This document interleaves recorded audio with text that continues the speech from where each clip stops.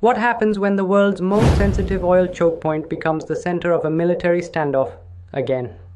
Because right now the US is moving a major naval force toward the Strait of Hormuz. And Iran's Revolutionary Guard is warning that any aggression will trigger a hard response. And here's the problem. In this part of the world, it doesn't take a war to create a global shock.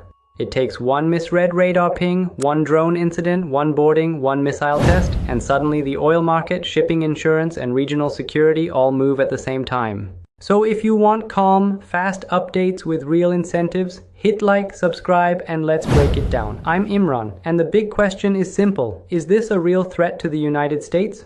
Or a pressure play that could spiral by accident? First, what's happening? On one side, US officials are describing a naval armada moving toward the Gulf and the Strait of Hormuz, including a carrier strike group. On the other side, Iranian messaging is getting sharper. Senior voices are saying Iran is on high alert and that even a limited strike would be treated like an all-out war. And the IRGC line is basically, don't test us. We're ready.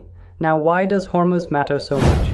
Because it's not just a map point, it's a global energy valve. At its narrowest, the strait is only about 33 kilometers wide, and the actual shipping lanes are tiny. Roughly a fifth of the world's oil consumption moves through that corridor, plus huge volumes of LNG, meaning the global economy feels even rumors of disruption there. So when a carrier group moves in, it's not only military signaling, it's an economic signal. Okay, what's Iran's leverage really? Iran can't win a conventional war against the United States, but it doesn't need to. Its leverage is friction, harassment of shipping seizures or boarding incidents, drones, missiles, proxies.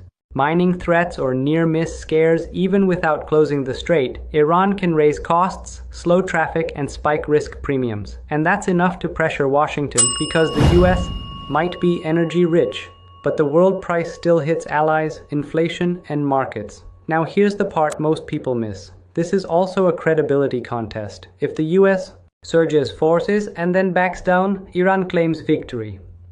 If Iran threatens and then blinks, it looks weak at home and across the region. So both sides have incentives to look tough, which is exactly how accidents happen.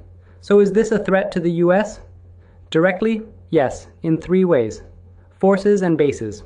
Iran has repeatedly hinted it can target US bases and regional infrastructure if conflict starts. Economic blowback.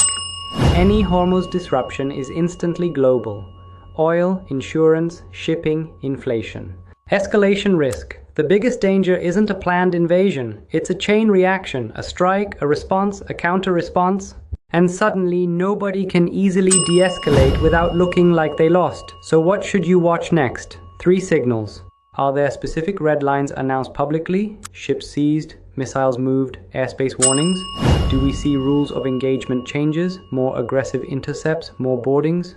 And most important, does either side give itself an off-ramp, a diplomatic story that allows de-escalation without humiliation? Because if neither side creates an exit, the strait becomes a pressure cooker. Bottom line, this looks like deterrence, but deterrence in Hormuz is always one mistake away from a market shock. Comment below, do you think this ends with a deal or a dangerous incident at sea? And if you want more breakdowns like this, subscribe and I'll keep it tight, factual and fast.